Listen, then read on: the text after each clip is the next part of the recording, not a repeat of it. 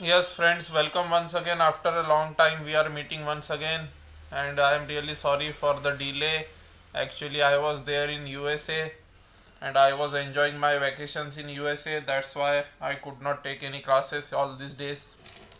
So let us move on towards our already our quite a lot of playlists are incomplete, right? Many of the playlists which are there on my channel are incomplete. So nuclear and particle physics is also one of the playlist which is incomplete. Okay, so we should complete the nuclear and particle physics also, because there was a lot of demand from the students that they are unable to understand this particular nuclear and particle physics properly. So let us see the next topic. We had already learnt that you must watch the all the previous lectures in order to understand this lecture, because this is in continuation. So there might be a tab over there. You will find a tab on the top of this video where you can go, or you can else go to the description. That is better way. You can go to the description of the video, and from there, from the first lecture of nuclear and particle physics, you can start watching, so that you understand each and every concept very clearly. Okay, now let us understand the nuclear angular momentum or nuclear spin. What is this? Now the thing is that nuclear angular momentum is more appropriate term. This particular term which has been written, nuclear angular momentum, this is a more appropriate term, and this nuclear spin which has been written afterwards, this is not much appropriate. Okay, this nuclear spin term is not much appropriate. Okay, so this term I have written just because in the books you will get this particular term will be used in some of the books. Okay, so they will write nuclear angular momentum as nuclear spin in some of the books, so that's why I have written there. But in reality, nuclear spin is very different and nuclear angular momentum is very different. In the olden days, when nuclear and particle physics was just being explored, it was a very new field. In the olden days, when nuclear and particle physics was a very new field, in those days nuclear spin was nuclear angular momentum.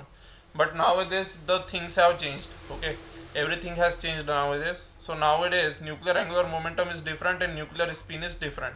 Both the concepts are altogether different nowadays. Okay, now also let me just erase this. Okay, now nucleons. Nucleons means protons and neutrons. Each possess angular momentum. Okay, now this possesses has been written wrong over here. Okay, just drop this s from here, because as there are two things, protons and neutrons are there, so that's why possess will come instead of possesses. Okay, possess will come because there are two things over here. If there was only one thing over here, then possesses would have come, but as there are two things over here, so that's why possess will come, not possesses. So make a correction in your notes. Okay, nucleons, that is protons and neutrons, each possess, not possesses. Possesses will come in over here when it is singular, then possesses comes.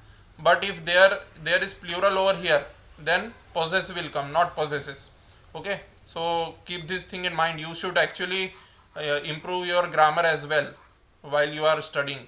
Okay, so nucleons, protons and neutrons each possess angular momentum. They have angular momentum, you know this very well. And this particular slide will be more clear to you when you study the atomic and molecular physics. When you will study the atomic and molecular physics, there these particular terms will be in even more clear to you. Okay, what is nuclear angular momentum and all these things will be even more clear. Okay, so for the time being, just remember whatever I am telling you, just remember it as it is. Okay, so nucleons, protons and neutrons each possess angular momentum. They have what? They have orbital angular momentum due to motion about center of nucleus. Okay, so protons and neutrons have orbital angular momentum due to motion about the center of nucleus, and they also have intrinsic spin angular momentum, which is half h cut. Okay, like electron. So what does it mean? Orbital angular momentum means, for example, this is your nucleus. Okay, this is suppose your nucleus, positively charged nucleus, and there is one orbit over here. Okay, so actually the way you had in electrons, right? What about electrons? This is what? This is your atom. This is what? This is your atom. I am giving you an analogy of the electron. Okay, I am giving you the analogy of electron. So this is your what? This is your electron. Now this electron is revolving around the nucleus. According to classical concept, electron revolves around the around the nucleus. According to classical concept, electron revolves around the nucleus. Okay. Now the electron also spins on its own orbit. Okay, the electron also spins on its own orbit as well while revolving around the nucleus according to classical concept. Although according to quantum physics the picture is entirely different. According to quantum physics the picture is entirely different but for the time being we are considering classical concept. Okay, not quantum physics. Okay, so according to classical physics, if you have your nucleus like this and the electrons are revolving around the nucleus, then what happens is that the electron also spin on its own axis. Electrons, what do? They also spin on their own axis along with revolving around the nucleus. Okay, so similar is the case with your uh, electrons as well.